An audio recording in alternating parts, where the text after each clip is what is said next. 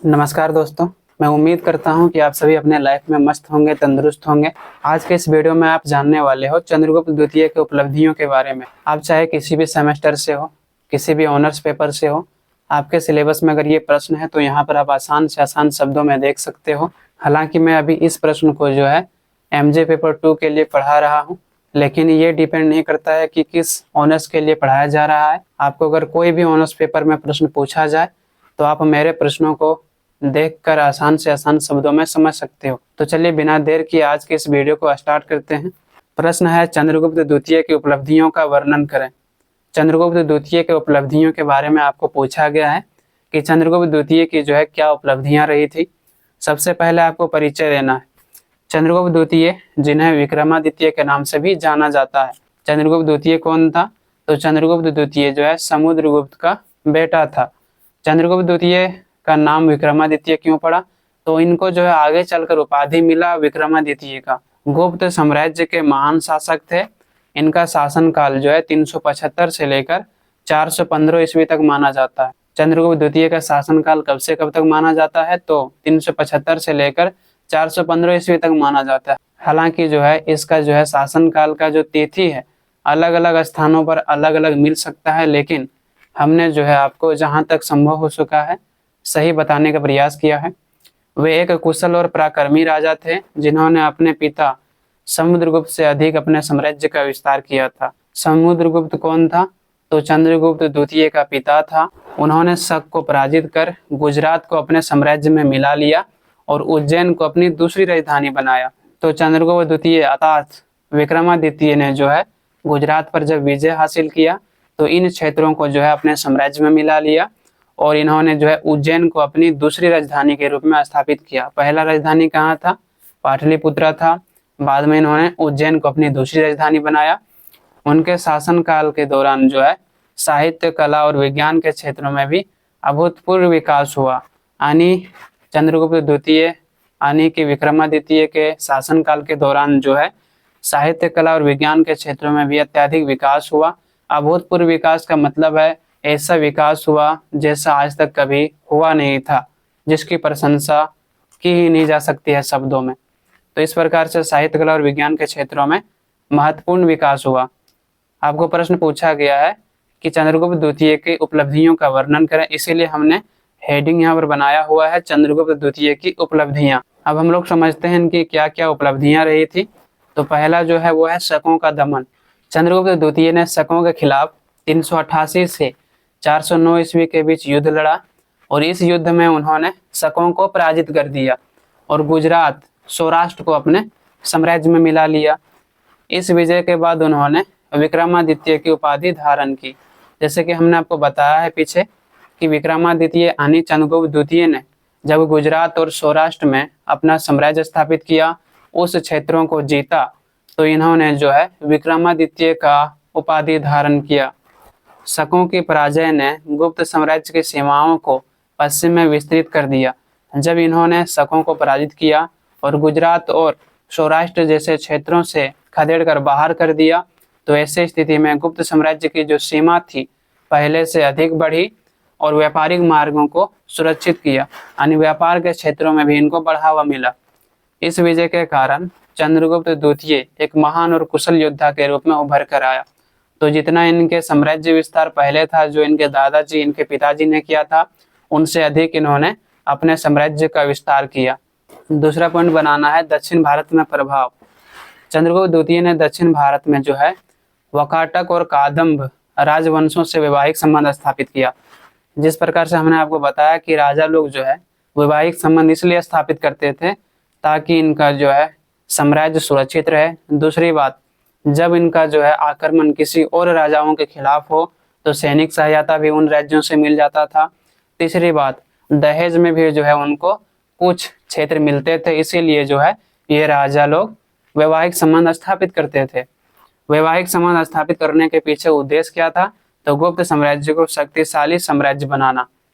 जैसे कि हमने आपको बताया कि वैवाहिक संबंध स्थापित करने के पीछे इनका जो मुख्य उद्देश्य होता था वो होता था साम्राज्य को एक शक्तिशाली और विस्तृत साम्राज्य के रूप में स्थापित करना। इसीलिए चंद्रगुप्त द्वितीय ने अपनी बेटी प्रभावती का विवाह वाकाटक राजा जो रुद्रसेन द्वितीय था उनसे विवाह करवाया और कादम राजवंश से भी इन्होंने वैवाहिक संबंध स्थापित किया। इन वैवाहिक गठबंधनों से गुप्त साम्राज्य पहले की तुलना में और अधिक मजबूत हुआ। जब इन राजाओं से जो है वैवाहिक संबंध स्थापित किया तो ऐसे स्थिति में इनकी शक्ति पहले की तुलना में और अधिक बढ़ गई। मान लो किसी भी राजा के पास बहुत सारा सेना में जो है हाथी सैनिक होता था, अगर कभी उनको हाथी सेना की आवश्यकता होती थी तो उनसे जो है हाथी सैनिक मांग लेते थे। अगर किसी राजा को घोड़े की आवश्यकता होती थी तो घोड़े मांग लेते थे। तो यही लाभ होता था वैवाहिक संबंध स्थापित करने से।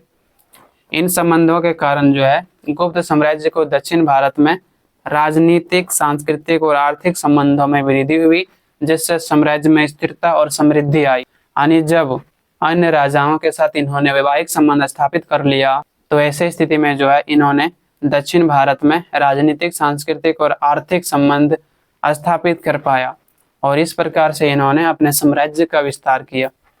तीसरा जो आपको पॉइंट बनाना है वो है उज्जैन को राजधानी बनाना। चंद्रगुप्त द्वितीय ने जो है अपनी दूसरी राजधानी कहाँ बनाई थी, तो उज्जैन को बनाया था, जिससे व्यापार और संस्कृति का विकास हुआ। उज्जैन उस समय प्रमुख व्यापारिक और सांस्कृतिक केंद्र था और इसे राजधानी बनाने से गुप्त साम्राज्य की जो आर्थिक स्थिति थी पहले की तुलना में और मजबूत हुई। तो इनकी जो पहली राजधानी थी पाटलिपुत्र, इन्होंने दूसरी राजधानी के रूप में उज्जैन को बनाया। उज्जैन उस समय जो है व्यापारिक और सांस्कृतिक विकास के लिए एक महत्वपूर्ण क्षेत्र था। जब इन्होंने जो है उज्जैन को राजधानी बनाया तो ऐसी स्थिति में जो है गुप्त साम्राज्य की आर्थिक स्थिति पहले की तुलना में और अधिक मजबूत हुई। चौथा पॉइंट है मेहरौली लौह स्तंभ। मेहरौली लौह स्तंभ क्या है, तो मेहरौली लौह स्तंभ हो या कोई और स्तंभ हो, बेसिकली ये उस समय बनाया जाता था जब राजा विजय करता था किसी भी क्षेत्र को, किसी भी राज्य को, और जब वहां पर लोहा स्तंभ गाड़ा जाता था या बनाया जाता था तो उससे साबित होता था कि यहाँ तक जो है इस राजा का शासन व्यवस्था स्थापित है। और जब बहुत ज्यादा शक्तिशाली राजा होता था और किसी क्षेत्र में अगर अपना कोई चिन्ह छोड़ दिया है तो उस क्षेत्र पर कोई अन्य राजा जो है अटैक नहीं करता था, डर से कि अगर हम उस पर अटैक करेंगे तो वो राजा हमको छोड़ेगा नहीं। तो इनसे जो है काफी लाभ होता था। तो मेहरौली लौह स्तंभ देखते हैं। मेहरौली लौह स्तंभ जो है चंद्रगुप्त द्वितीय के शासन काल में लगभग 375 से 415 ईस्वी में दिल्ली में स्थापित किया गया था। यह स्तंभ जो है लोहा से बना था और इसके निर्माण का मुख्य उद्देश्य जो था वो राजा के शक्तियों और विजय को दर्शाना था। जैसे कि हमने बताया है कि राजा लोग जो है किसी भी स्तंभ को इसलिए बनाते थे, निर्माण करवाते थे ताकि उनके शक्तियों और विजय को दर्शाया जा सके। इसे 375 से 413 ईस्वी के बीच बनाया गया था, लेकिन इस पर जो है आज भी जंग नहीं है, जो इस धातु के विज्ञान की उच्च दक्षता को दर्शाता है। इस प्रकार से यह स्तंभ चंद्रगुप्त द्वितीय के सैन्य विजय और समृद्धि का प्रतीक है। इस प्रकार से चंद्रगुप्त द्वितीय यानी विक्रमादित्य के विजय और शक्तियों को दर्शाने के लिए जो इनके मंत्रियों द्वारा लोह स्तंभ बनवाया गया था वो इतनी उच्च कोटि की थी कि इसमें कभी जंग ही नहीं लगी, जिससे यह समझा जा सकता है कि उस समय की जो धातु थी कितनी उच्च दक्षता वाली धातु थी। पांचवा पॉइंट बनाना है धार्मिक सहिष्णुता। धार्मिक सहिष्णुता का मतलब है कि वैसे राजा जो किसी धर्म के प्रति कट्टर ना हो, यानी अपनी धर्म के साथ साथ अन्य धर्मों को भी महत्व दे, उनको भी जो है धार्मिक स्वतंत्रता दे, उससे हम धार्मिक सहिष्णुता कहेंगे। लेकिन अगर कोई भी राजा किसी भी धर्म के प्रति कट्टर हो, केवल अपने धर्म को बढ़ावा दे, तो वह राजा धार्मिक सहिष्णु नहीं होगा, वह मात्र एक कट्टर राजा होगा। तो इसी प्रकार से जो हम लोग का पांचवा पॉइंट है वो है धार्मिक सहिष्णुता। वे भगवान विष्णु के परम भक्त थे और उन्होंने धार्मिक सहिष्णुता को बढ़ावा दिया। यानी चंद्रगुप्त द्वितीय के बारे में कहा गया है कि वो जो है विष्णु भगवान के परम भक्त थे और इन्होंने जो है धार्मिक सहिष्णुता के नीति को अपनाया था। उनके शासनकाल में विभिन्न धर्मों के अनुयायियों को स्वतंत्रता और सम्मान मिला, यानी कि इसमें जितने भी धर्म के लोग थे, यानी कि चंद्रगुप्त द्वितीय के शासनकाल के दौरान अन्य धर्मों के लोगों को भी जो है स्वतंत्रता मिला, उनको सम्मान मिला। चंद्रगुप्त द्वितीय के बारे में कहा जाता है कि यह जो है धार्मिक रूप से कट्टर व्यक्ति नहीं था, जिसके कारण जो है इन्होंने विभिन्न धार्मिक स्थलों और मंदिरों का निर्माण करवाया था, जिससे धार्मिक और सांस्कृतिक एकता को भी बढ़ावा मिलता है। इन्होंने अपने धर्म के जो है मंदिर और मूर्तियों का निर्माण करवाया ही था। इसके अलावा बौद्ध और जैन धर्मों के मठ का भी निर्माण करवाता था, जिससे यह साबित होता है कि यह जो है एक सहिष्णु शासक थे, धार्मिक रूप से कट्टर शासक नहीं थे। छठा और अंतिम पॉइंट आपको बनाना है, चीनी यात्री फाहियान का आगमन। चीनी यात्री जो फाहियान था, उनका जब आगमन हुआ उस दौरान जो है चंद्रगुप्त द्वितीय का शासन काल चल रहा था। तो इस दौरान जब चीनी यात्री फाहियान आया तो चंद्रगुप्त द्वितीय के शासन काल का जो है प्रशंसा किया है। क्या प्रशंसा किया है? चीनी यात्री जो थे फाहियान चंद्रगुप्त द्वितीय के शासन काल में लगभग 399 से 411 ईस्वी के बीच भारत आए थे। उन्होंने जो है चंद्रगुप्त द्वितीय का जो शासन काल था, शासन काल की जो व्यवस्था थी, उनकी प्रशंसा की है। फाहियान ने यह बताया है कि इस दौरान जो है साम्राज्य में अत्यधिक शांति थी, चोरी डकैती का जो है कोई भय ही नहीं होता था और लोग सुखी से रहते थे। इनको जो है मारा पीटा जाएगा, इनको लूटा जाएगा, कभी जो है ये इनको भय ही नहीं हुआ। ये जो साम्राज्य था, चाहे आप अगर 12 बजे रात भी जाओ तो केवल शांति ही आपको मिलेगी। इतना ज्यादा शांति इस समय जो है साम्राज्य में था और सभी लोग यहाँ पर जो है सुखी से रहते थे। चोरी और डकैती का कोई भय नहीं होता था। इन्होंने यह तक जिक्र किया है कि अगर कोई महिला 12 बजे रात भी अगर गहनों से भरी जाती थी टोकरी लेके, उसके बावजूद भी वह सुरक्षित ही रह जाती थी।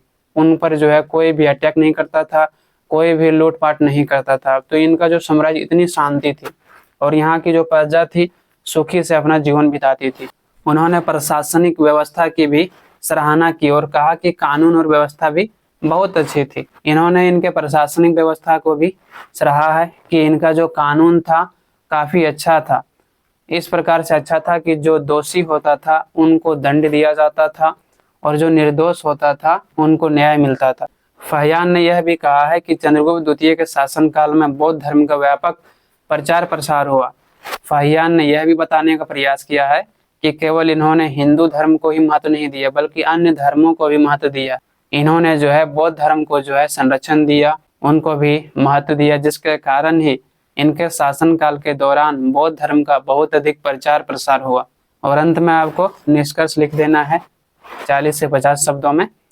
उपरोक्त तथ्यों के आधार पर हम यह कह सकते हैं कि जो चंद्रगुप्त द्वितीय थे, जिन्हें विक्रमादित्य के नाम से भी जाना जाता है, भारतीय इतिहास में यह जो है एक महानतम शासक थे, जिन्होंने भारत में शासन व्यवस्था को चलाया था।